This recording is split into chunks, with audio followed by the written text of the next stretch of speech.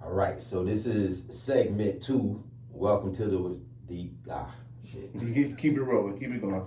Welcome to the Common Colored Conversation. This is episode number 2 of Valiant Women of the Vote, and we're here with the lovely Mrs. Jennifer Jones. So, I actually have a little bit of a backstory. This is my first time actually meeting Mrs. Jones, but I'm kind of like family to Mrs. Jones More than kind of. because of her. I can't think of an adjective to call him, but Lovely husband. not gonna call him lovely. One of my childhood friends, Mr. Jarvis Jones. A pleasure. Pleasure. Thank you for Finally having me. meet you. Absolutely. We're really excited about having you here. Again, this is about Valiant Women of the Vote. That's the 2020 theme for the National Women's History Alliance. Mm-hmm. They set the theme for March, and of course, this is National Women's History Month. But they're actually honoring women who fought for women's suffrage rights, Mm-hmm. as well as the rights of voting rights of others. It's a few things that you've actually said in some of the interviews. Obviously, we'll be able to run some of that back, but it's how you connect to your constituents Mm-hmm. that caught the attention of everybody that's in this room, and that's a part of this movement that we have. The Common Colored Conversation is really just about having that colored conversation, but it's not about this color. Right. It is the more liberal, less politically correct Mm-hmm. type of conversation. The complexity of this conversation. Thank you. That highlights the nuance that we face. Mm-hmm. Now, it's a little bit of a backstory. I'm definitely starting the exact same way that I did last night. I started off in 2015 with a gentleman back there in the Houston Astros cap. He and I actually used to work doing political fundraising. I worked my way up throughout the company, ended up becoming a night shift trainer. And I started to notice that a lot, just in me training people to do the job, I started to galvanize people. Mm-hmm. We got to a point where we were now starting to make the phone calls. We were getting closer to like election time and stuff like that. We saw a need, we saw an opportunity, that gentleman and I, and we started to galvanize the young black men there. And that did not set over well. I can imagine. It didn't set over well. Long story short, I was escorted out. Right. The actual quote was, "I was starting a revolution against the company." Listen, if they don't like it, you're doing something right. You know, it's funny that you say that, because I actually had a point where I felt as if I may have done something wrong, but needless to say, I was disenfranchised, and it was because I tried, and I realized that they wasn't listening to me. Mm-hmm. So what do you say to the disenfranchised young black male that has tried his best to participate, but he feels that ain't for me? Them people don't care about me. They not really representing me anyway. What do you say to that young man who just is kind of like, vote for what? I appreciate this first question. First of all, thank you, Ronnie. Thank you for having me here. Thank you for your platform. Can I say Triple C? I love what you do. Yes. I love what it stands for. This is excellent. Right. But I've had this conversation more often than not, walking and knocking on doors, talking to people, because in our community, we feel like we come out to vote, we put people in a position of power, and then they go ghost.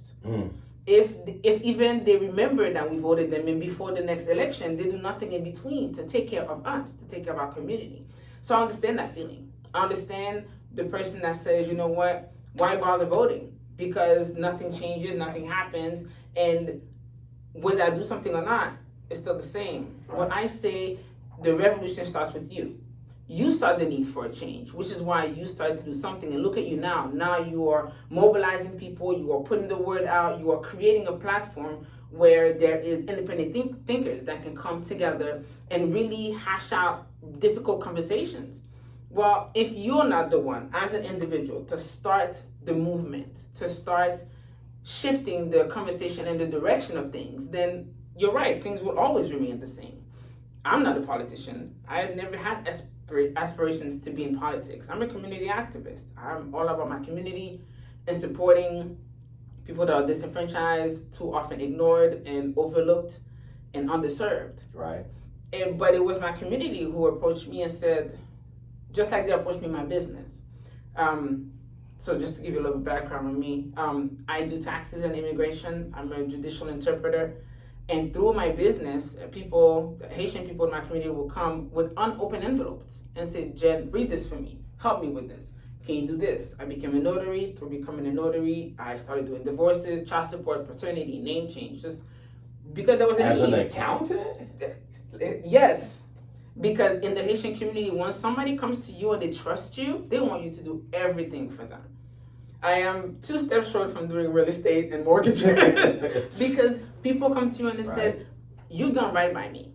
Right. And you've done right by me when it comes to my taxes, to my immigration, to translating my documents, to showing up with me at important events, immigration, court, whatever. What else can you do to help me? Right. And there's the same way that they came to me and said, how can you change the atmosphere in Delray? How can you change the fact that our voices are not being heard? And so I entered this race looking at the commissioner seat as something that, okay, that's one place where you can go to affect some change. Right. And so to the person that says, my voice doesn't matter, yes, it does. Yes, it does. Your vote matters. But the follow through matters as well. So if you go to the poll and you vote and you say, what you want to do for me now? Well, no, it's not going to work because they will do nothing for you. But if you hold that person accountable. Speaking of, like, specifically how you say me, the commissioner, when you know what I mean, like whoever you put in position. How would you hold them accountable though? By showing up to meetings, by calling them, by rallying around the subject that matters to you the most. So if what is important to you is to bring a grocery store in your neighborhood, then be part of the conversation. Don't sit back and wait for it to come to you. You have to be present as well. So you go to the commissioner's meeting and then you find your commissioner and then you send an email and then you make a phone call, you send a text message and then you follow them at their office, you make another phone call, then you get your friend to come with you and you show up and you say, what are you doing about this? Right. And you get it done. You make a really good point with showing up to commissioner meetings, and this was actually a follow-up question that I actually had talking about it because you were also asked the question of would you support an all-white Senate, and I'm gonna just all-white Senate, and we basically do have an all-white but no, an all-white commission chamber, and your answer was emphatic, very quick, it was a very sharp no. Right? Absolutely. So let's say if you were to win on March 17th, one time, and let's say that you ended up being the only black voice on the commission chamber.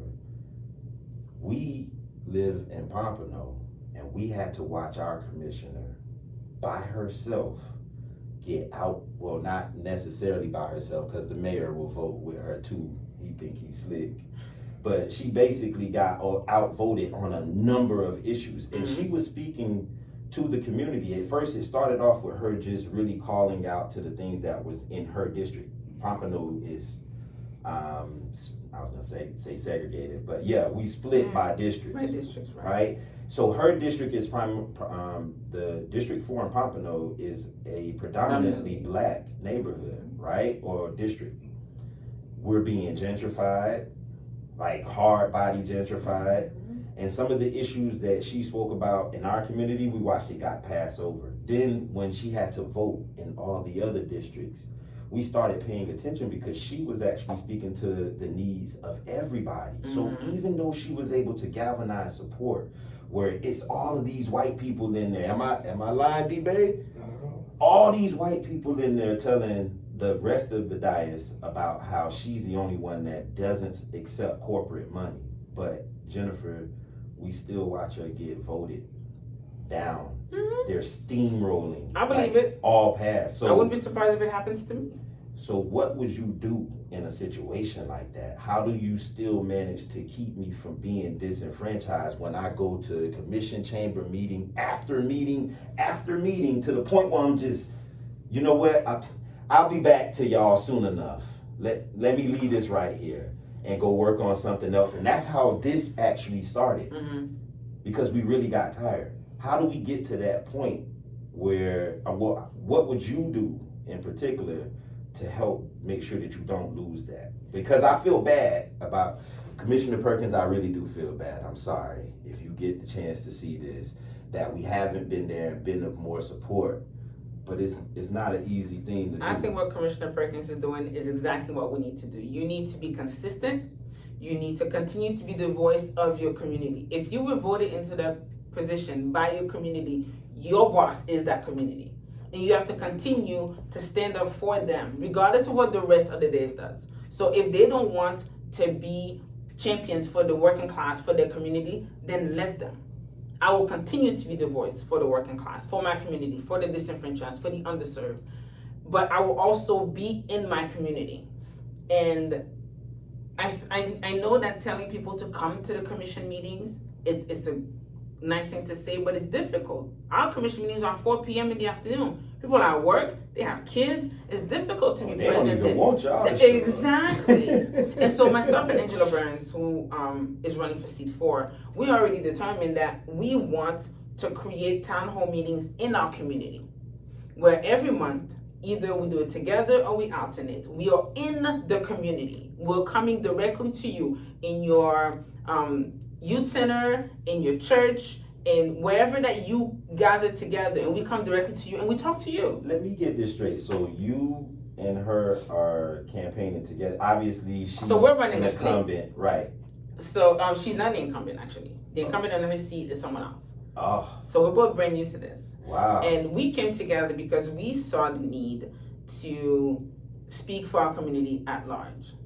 And being a woman of Haitian descent, I see what my community goes through. And I see how the lack of representation affects us. And it hurts our community. It hurts our children. Right. When they don't see anyone that looks like them, sounds like them, understands them, then they don't see their place in the future. Heck, in the present.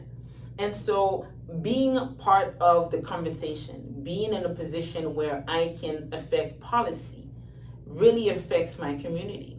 And putting myself with Angela Burns, who's an African-American woman who has been an educator in Delray for over 20 years. She's lived in Delray for 50 plus years and understands our community. She understands what's going on in Delray. Well, together we can affect real change. Because let's be honest, when the establishment looks at us, they look at you, they look at me, they don't look at Haitian women, they don't see an African-American man, they see black. Right. And so once we put ourselves together and say, you know what, we are looking for the interests of everyone, and not just people that look like us, but people who are neighbors too. Because my neighbors to the left and to the right of me that are paying the rent that I'm paying, Right. doesn't matter what color they are, they're the working class. Right. They're people that have to clock in and clock out every day. They don't get fat checks coming, they don't have generational wealth coming their way. Right. They're struggling every day. Right. And being a representative for them is what matters the most. And so far as being the voice for the person that feel that their vote doesn't matter, find me, come to me. There are organizations in our community right now that are working to empower the community. So an organization like Thrive, that is in Delray, what they do is they find avenues to bypass what we expect the establishment to do. The city, the state, the government, whatever. Instead of waiting for them to give us the funding, they create the funding from within. And then they allow the community itself to find the funding, the pathways to better themselves. Well, we need to link ourselves with more organizations like that empower the community from within.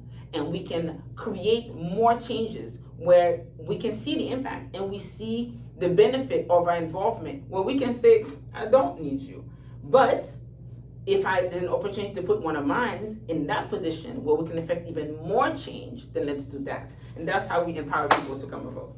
All right. So, welcome back to the Common Color Conversation. And we were just talking briefly here on the disillusionment of what is it, black voters, or is it the candidates you mean that have actually?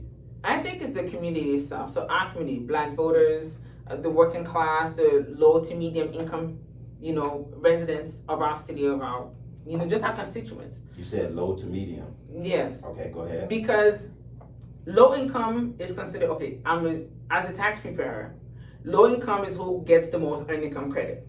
So we're talking about $10,000, $15,000, $20,000 a year with a couple children. Right. I'm talking about those that are still making $30,000, $40,000, $50,000 a year as a household, as a unit. They're considered median income, right, but they're still struggling. Big time. In order for you to qualify for an apartment that's 2-bedroom, 2-bathroom for $1,500 a month, you have to prove that you're bringing in $4,500 a month. That is $60,000 a year for a $1,500 apartment. Really though? Right. If I have $60,000 a year, you think that's what I want to do? Right. You think I would want to live? I'd rather own. Exactly. But we're unable to do that because there's so much restriction that is put on us. We make too much to be poor, but we're too poor to, we're the working poor. We're too poor to make it. So, last I checked, it was like in 2017 or 18, 20, I think we were at like 95% of our income, debt to income ratio. Expense. Yeah, that's sense. Yeah, it was like we was like beyond our eyeballs. But yeah, man. Break down the disillusion. So when I talk about disillusion, it's those who again feel like once you put someone in a position of power, they use that to propel themselves forward, and so they look out for the interests of their own pocket. They look out for the interests of their own business. They look out for how they can move their career or their personal lives forward. I've seen one too many times politicians who come with great words and nice things to say about the community, and as soon as they're in that position, they move forward. Now, I'm not saying that going for more office or moving up in the political realm is a negative thing. It's good, so long as you still remember who put you in the position in the first place, and you still remember your constituents. Right. So the people that you leave behind still live in that community that voted you in, that you did nothing for. Something as simple as a speed bump to make sure that the children are safe and cars are not just zooming by. You can't do that? That's not right. Something as simple as, for instance, as a city commissioner, we cannot affect our schools, but we can work directly with the school board to make sure that there are proper programs in our city, that the funding is available, that our teachers are well represented, that the classrooms are taken care of. We can still be advocates and champions for our children with the school board, even though we cannot directly affect the decision making in that sense. Right. But if you don't show up for those meetings, you're not present to hear what the community is saying they need for their children, then they don't believe in the process. Of course, they're not going to want to come out to vote. Right. And I've experienced that, because the person that you're supposed to represent you doesn't. Right. I've contacted my commissioner and said, hey, we're doing this with the youth of our church. And so you came to our church and you spoke to us and you moved them, and they came out and they had their parents come out to vote. People that never voted a day in their life. Citizens, they don't get it just from the American passport. Right. But once that they have it, right, they don't know what to do with it. And their children are like, you gotta vote. Come on and vote for this person. Okay, great. Well, come out to the community with these kids and let them know that they matter. You don't show up. Right. Once that child is in age to vote, they don't want to come out to vote. Well, we have to change that. It's mainly because they saw the history and the pattern of it and how things work. But you actually kind of went into one of the areas of dark money and stuff like that in politics, that actually, because what we see in Pompano, and I'm telling you, it's annoying to watch, but we have this, I'll call them the Christian Pastors Association, but they're getting large sums of money to the average person. But when you look at it from the standpoint of a community, it's not a big sum of money. But we're watching these funds be divvied out basically in small groups. So what we're watching happen is that they're propping up a few of us And everybody is at this point now looking, and we're galvanized by this individual, and that individual is doing so much better in life. And now that individual has found a way to have people voting against their own interests. And it is the scariest. Actually, it's not scary. It makes me angry. I'm gonna be honest with you about it. It really kind of takes me. Yeah, it really is infuriating, because these are the people who are supposed to be our leadership. So when you say disillusioned, I actually want to kind of call that disillusionment more like arrogance. It comes across to me as petty. It comes across as bougie. It comes across as so many different things. But I don't think that it's because they lost sight. I think it was like all set up like that all along. You know, this problem is not unique to Pompano, because it's happening in Delray right now.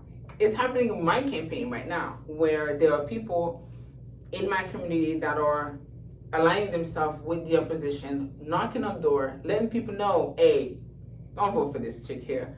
Vote for these people here. They're the people that are really going to help you. Knowing that these people do not care for our community. I'm not saying that my opposition does not have a plan that will assist the people in my community, but you were not raised here, you weren't brought up here, you don't understand the needs of my community. And so from the outside looking in, you come to become a savior, and you use somebody in my community to prop as a prop. Yeah. To show them off, to say, you know what, but since he's vouching for me, I must be good for you, therefore vote for me. But once you're in that position, what is your track record in actually supporting this community? And the answer to that is zilch. Nothing, nada, and yet. You haven't done anything to support this community other than snatch the vote from someone who actually cares for our community. And so when I talk about the disenfranchised, I don't talk about the people that are in positions to make change or that are in the forefront of the fight. I'm talking about the ones sitting back in the masses, looking at what's happening, looking at those in power, the puppeteers that are pulling the strings. Right. Those looking at them feeling like they're receiving the brunt of it all. Those are the ones that are disenfranchised. The other ones are disingenuous. Yes. In that that was the sense, word I was thinking. In that sense that they are treating our community as if they can be manipulated. And as if you can, because they could be bought, they can also buy the community. Well, no. Those that have been in the community long enough know that money comes and goes. Right. And the money only has the value that you give to it. If you do not give the money the value that you're pretending it has, then it holds none. Your integrity holds more value. Your presence holds more value. Your word holds more value. You are definitely connected to this. I don't doubt you 1 second. But it gets to a point when you start to look at strategy. So it was interesting because it's wonderful to see that you and Ms. Burns are actually working together. That wasn't something that we knew ahead of time. We were more looking at it like, you know, we've seen other candidates, and we thought that, especially if it's multiple women running for one seat, it's kind of like, especially if you have similar platforms, why not campaign together? Why not make something happen together? Because I'm gonna keep it real with you. If you won, that would be so great. But if someone with similar ideas is not on the dais, I promise you, you won for nothing. Yeah, I agree, which is why we have put ourselves together, which is also why I believe that there are a lot of similar mentalities that are currently running for office. I mean, we have 5 women running right now in this 7 people race. So I think that alone is very progressive and incredible. It is. And I believe, at least I can speak for myself when I say this, that I am willing to work with anyone who wants to work to move our community forward. Right. In any capacity. And by that I mean being as a community leader, being someone who is the commissioner on the political board, someone who lives in the community. Doesn't matter where you're coming from, so long as you want to move our community forward. Right. And look at the people that are in running as well. and wanting to come into the African American and predominantly Haitian communities and tell them how to run their communities does not help them.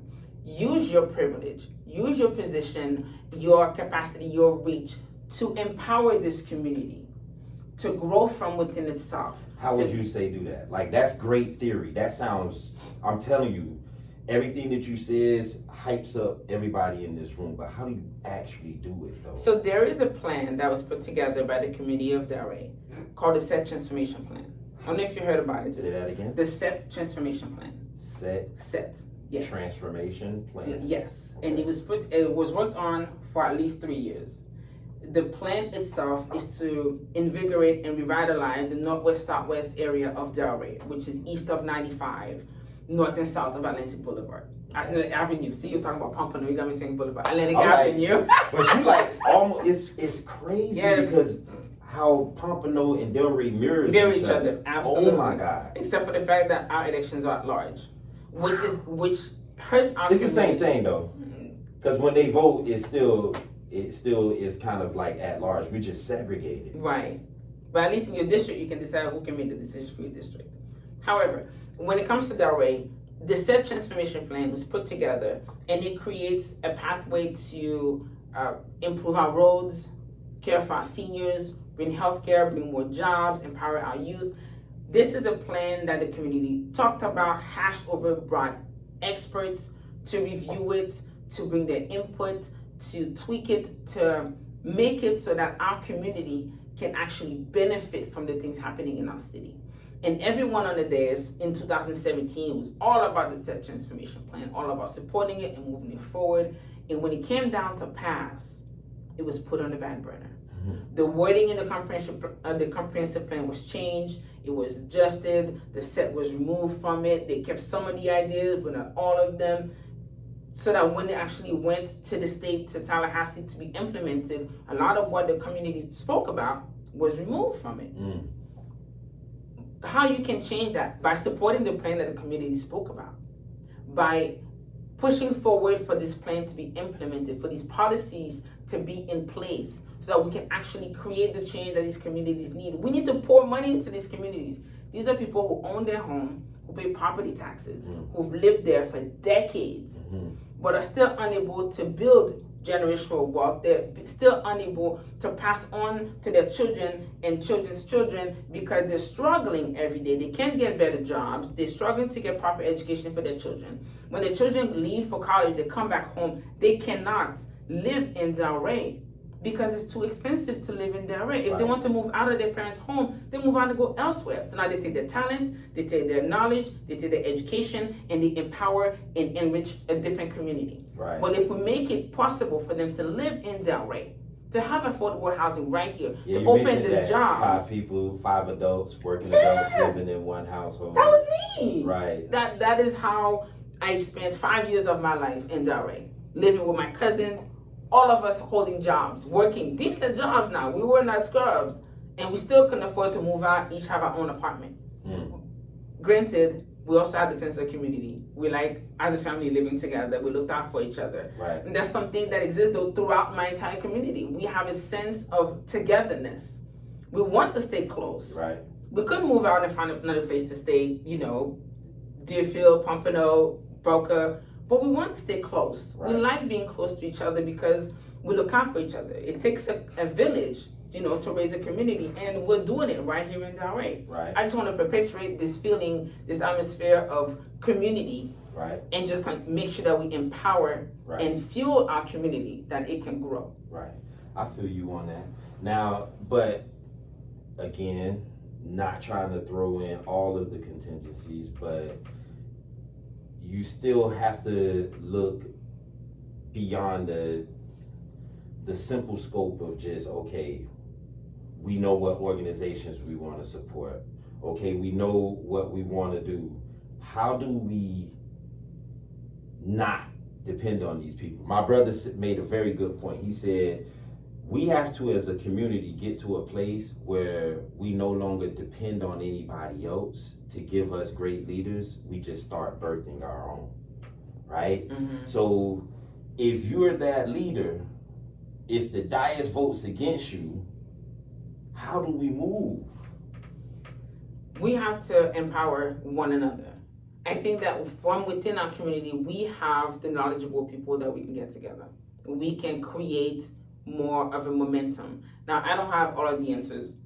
There's no way that, on the fly, I can give you all of the plans and all what we need to do. What I can tell you is that I'm all about co-governance. I'm about working with who one is empowered, but also who is in the community that can move. And being part of a community where I've encountered so many intelligent people that just were not given the proper avenues to evolve, to reach out to these people and say, okay, well, we can come together. Your plan is to, some things you need a city. Like if you want to put a park, you can create your own park. Right. It has to be because you are, using the city and utilizing its plans and its budget. The CRA, the Pompano has a CRA. We know about it. We know all too well what it has done and its shortcomings. But I was told by a board member of the CRA that last year they rolled over nearly $4 million of their budget that was not allocated anywhere. I'm sorry, what? Right. When we have slums and blight everywhere in our community, Right. How could you possibly tell me that your budget that isn't enough to care for what our needs has a leftover? Because the people on the board care more about profit than people. Right. So it will put people on that board. We either advocate to have more of our residents as commissioners appoint people from the community to these boards. I'm talking about the housing board, the economic board, the CRA, those. You brought that up too, that there were a number of these boards that have vacancies. Right? They should not be vacant. But I didn't know. I didn't even know that they already had an affordable housing board. I know they had a housing board. There's an affordable housing board. There's a ghost board. No one sits on that board. That doesn't make any sense. That should not be the case. Housing board. Yes, sir. We're not a soul on it. And you wonder why there's no affordable housing in that way? No, I don't wonder anymore. I know exactly why. And so having somebody in the commission that has the power to appoint people to these boards is important. I understand that we want to galvanize our community and move it from within, but we also have to reach out because there's an expression in Creole, okay, I don't know how to explain that in English. So just one finger can't eat, okra.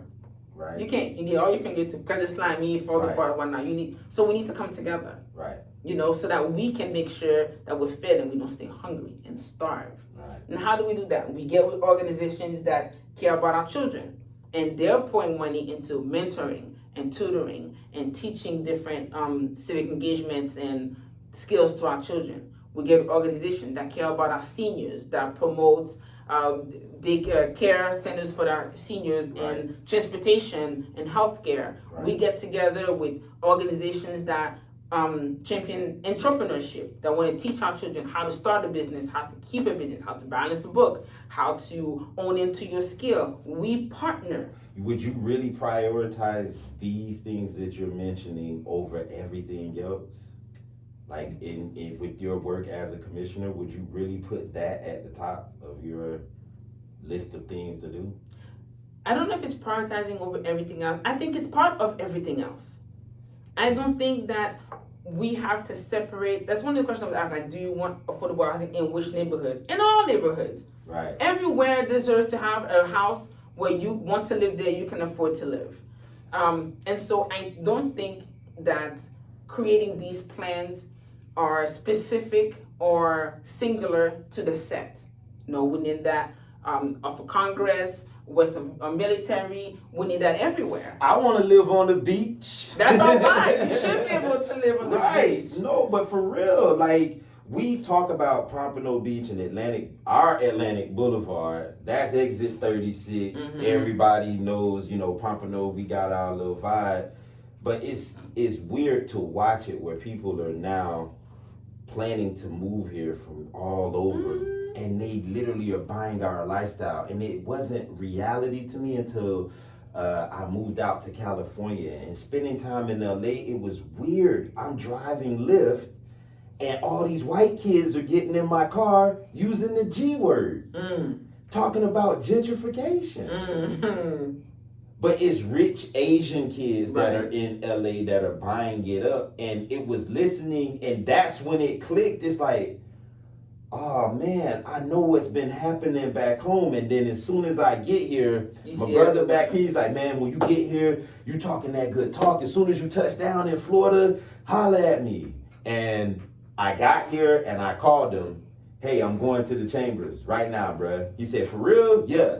He grabbed the baby, he grabbed his brother, and they showed up, and just like that, we ended up here. Mm-hmm. So what you're speaking, is truth, and it's great, but you definitely giving that truth power, because this is an actual example of it right now. Right. The fact that you are sitting in front of me, I'm not gonna lie, it was some of my work that I did as a fundraiser. I had one lady give me $11,000. I asked her for $6,000. She gave me 11 grand, and the extra 5 grand, she told me, she said, Rodney, I'm giving this extra 5 grand to you. I'm like, it don't really work like that, man. I don't get the commission. She's like, nah, it's not that.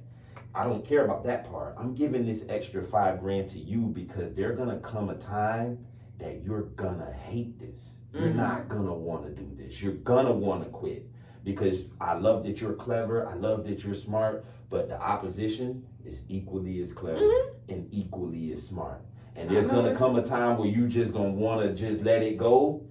This is the extra $5,000 to make you remember, like, don't give up. Listen, Josh will tell you plenty of times I've come home boo-hoo crying. I'm tired, I don't want to do this no more. I hate it. I hate working so hard. I went to school to get my bachelor's in English because I want to go to law school. Right. And I didn't want to go with my accounting degree. I really wanted to expand my knowledge and understand better the purpose of why I want to go to law school. Right. So I took my major at FAU, go Owls, Yeah. and in a concentration in multicultural and gender studies, Right. which pretty much to tell you that I took post-colonial literature, Caribbean literature, African-American literature, Black writers, writers of America, major writers, women in literature. This was my purpose, to understand better the community that I want to serve. Right. And by extending, while I was doing this, expanding my knowledge, and it was difficult. It was hard. And many times I came home in the heart of the tax season taking, classes, and, I had shoulder surgery last year. And I was like, I'm gonna quit. I'm done. I don't want to do none of this. But something kept on moving me forward to get me here. And this is not easy. It's not. You may think that you see us at these debates and these forums, and it's easy peasy. You just get up there, you talk, and you say, and you're charismatic and people like you. No, it's a lot of work. How is it for you when you go into like an all-white room and you have to, because again, Delray is at large. So how is it for you when you speak to a room full of white, like your white constituents? I speak to people who understand where I'm coming from, because I'm talking to the working class. Right. I'm talking to people who understand what it means to look so hard for an apartment that you can afford, to live paycheck to paycheck, to can't wait to see their income tax refund because they need that extra boost in their income. But what do you say to the people who are living and partying right there off of Atlantic? Well, most of those Just partying over over there, they're tourists, so they don't get to vote for me. But those who live here, I mean, you get the point. I'm saying, I do. how do you really connect with that person? What's your plan to connect? The way with I that connect with my constituents is I'm about the people. So even if you're not the working class, you live, work, play, connect right here in Delray. And so you can have as much money as you on earth, but you are still living in a house on the road where the police is still coming to your house if there's an emergency. Right. You still need the fire department to come to you to service if something happens. Your road, the irrigation system, all these things are still being taken care of where you live. Right. So you need somebody who not only understands your need, but understands the needs of the employees of the city, of the people working around you, the people that are moving and shaking things all the way around. Right. So I'm not only talking to the working class, I'm talking to every resident that is in Delray, because in your neighborhood, if the irrigation system doesn't work and pipes are bursting I don't care if you make $30 million a year. You're not paying out of your pocket to fix those pipes. Right. You want the administration of your city to take care of it. Right. You want the people that you put in position of power to make the change, allocate the money, create the policy that will make this change. Well, I'm listening to everybody. Right. Even if you don't vote me in and I'm in a position, I'm still your representative. Right. So you will find me to talk to me, Right. to tell me what you need, and I will do everything that I can to fight for you. All right. So let's just get to it. Do you think that there's an opportunity that you and your opponent could ever work together? Absolutely. Anything for the betterment of our community. How so? So, okay, we're four of us trying to unseat the incumbent. Mm-hmm. Actually, three of us against him, that makes it four. But anyone who wants to see our community grow, our residents be put first, their interests to be taken care of initially, I am willing to work with them, absolutely. I've learned so much running for city commissioner for Delray.